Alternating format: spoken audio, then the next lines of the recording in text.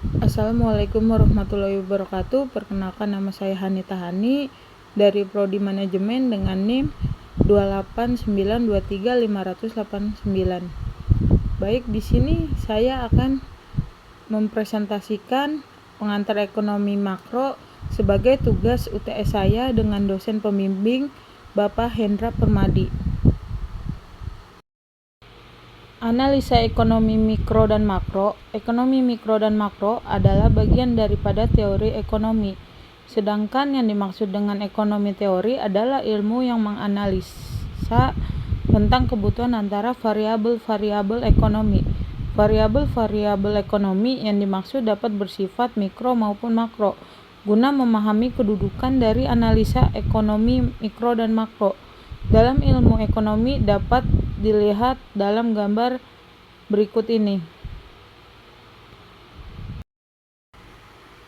Ekonomi deskriptif adalah bagian dari ilmu ekonomi yang menggambarkan keadaan atau kegiatan ekonomi yang benar-benar terjadi pada suatu tempat atau negara tertentu. Teori ekonomi pada dasarnya berusaha untuk menjelaskan hubungan antara variabel-variabel ekonomi, baik variabel mikro maupun variabel makro. Dalam ekonomi terapan menyangkut persoalan kebijakan ekonomi yang perlu diterapkan dalam daerah atau negara tertentu. Teori ekonomi pada dasarnya dibagi menjadi teori ekonomi mikro dan teori ekonomi makro. Baik ekonomi mikro maupun teori ekonomi makro, kedua-duanya mempelajari masalah-masalah ekonomi. Namun permasalahan ekonomi yang dipelajari berbeda dalam sudut pandangnya. Ekonomi mikro mempelajari kegiatan-kegiatan ekonomi dari unit-unit ekonomi individual, yaitu individu sebagai konsumen, individu sebagai pemilik faktor produksi, maupun individu sebagai produsen. Analisa ekonomi mikro terdiri dari teori harga, teori produsen, dan teori distribusi. Teori harga antara lain membahas tentang proses pembentukan harga oleh interaksi antara penawaran dan permintaan akan suatu barang dan jasa di dalam suatu pasar. Faktor-faktor yang mempengaruhi perubahan permintaan dan penawaran, hubungan antara harga, permintaan, dan penawaran, bentuk-bentuk pasar, dan sebagainya. Teori produksi antara lain menganalisa tentang masalah biaya produksi, tingkat produksi yang menguntungkan bagi produsen yang harus dipilih oleh produsen agar tujuan untuk mencapai laba maksimum tercapai. Sedangkan teori distribusi membahas tentang faktor-faktor yang menentukan tingkat upaya tenaga kerja, tingkat bunga yang harus dibayar karena penggunaan modal, dan tingkat keuntungan yang diperoleh para pengusaha.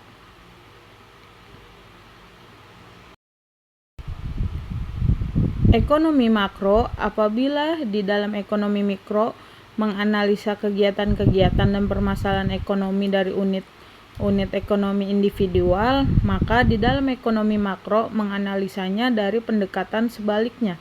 Artinya yang dipelajari dalam ekonomi makro adalah variabel-variabel total seperti pendapatan nasional, konsumsi, tabungan masyarakat, investasi total, dan sebagainya.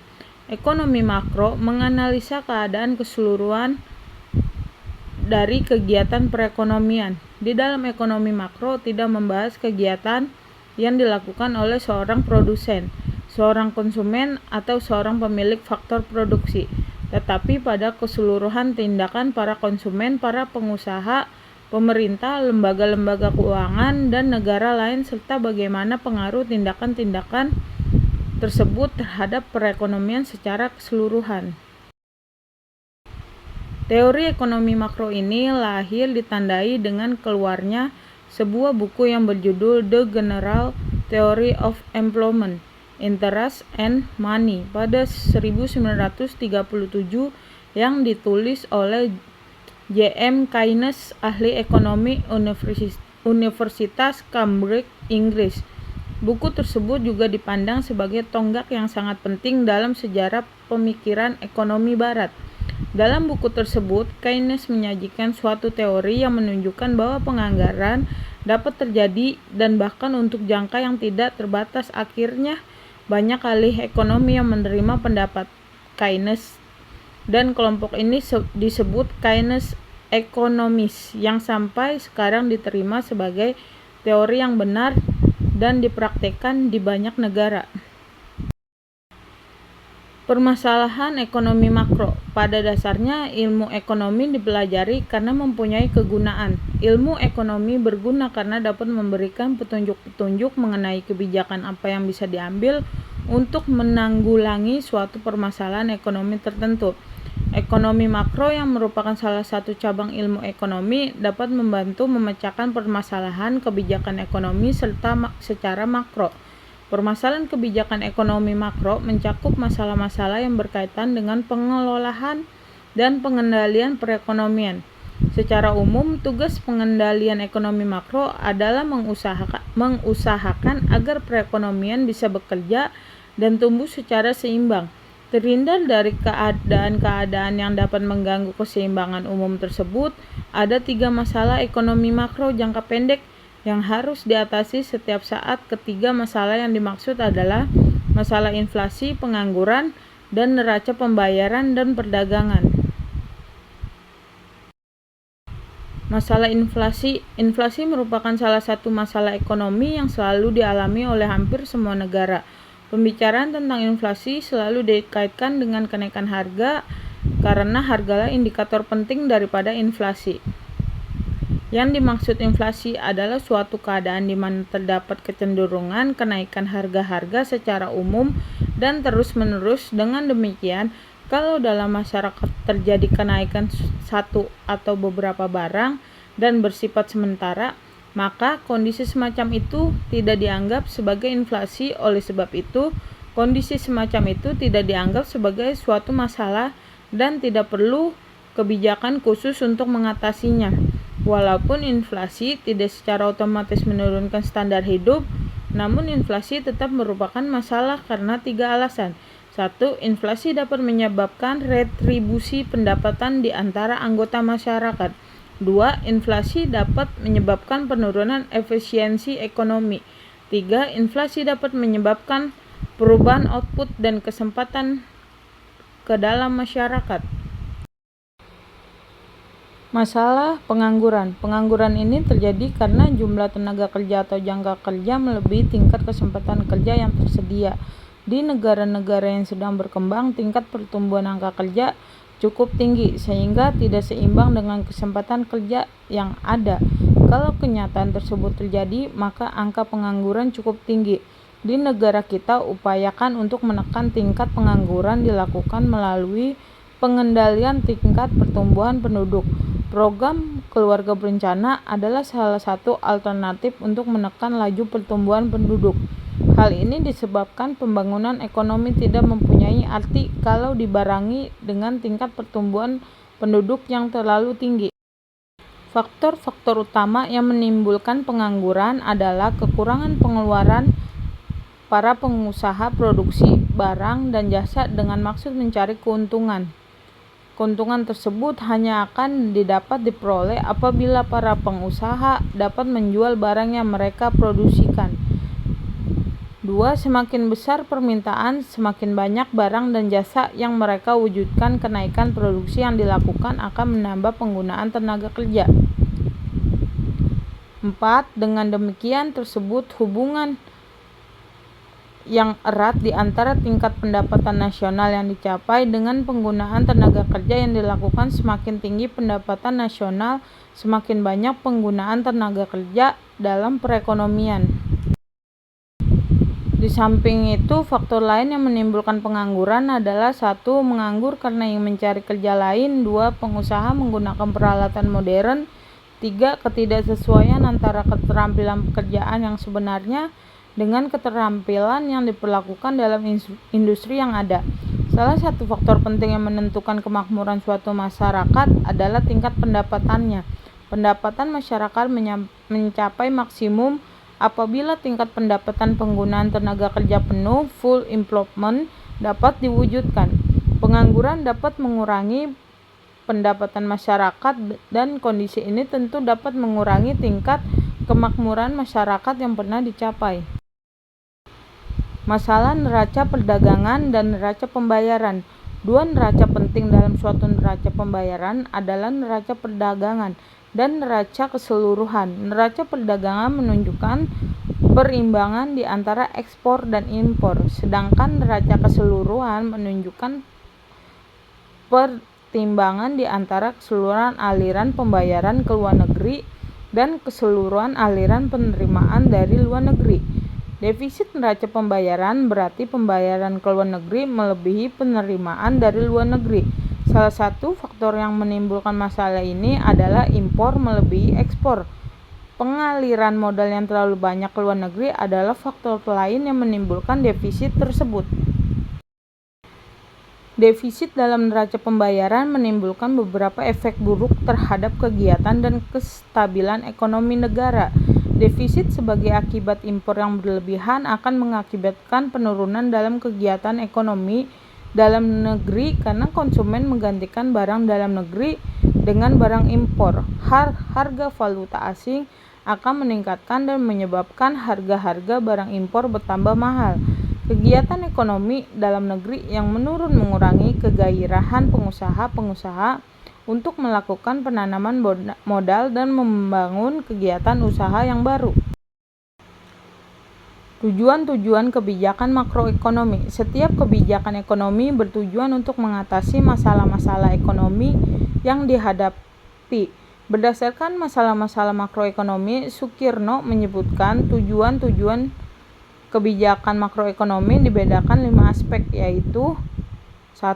Menstabilkan kegiatan ekonomi. Tujuan menstabilkan ekonomi berarti pula keinginan untuk menghindari fluktuasi yang tajam dalam kegiatan ekonomi dari waktu ke waktu, pertumbuhan ekonomi yang sangat cepat, dan menimbulkan inflasi. Apabila inflasi tidak dapat dikendalikan, kemerosotan ekonomi yang serius dapat berlaku pada masa berikutnya.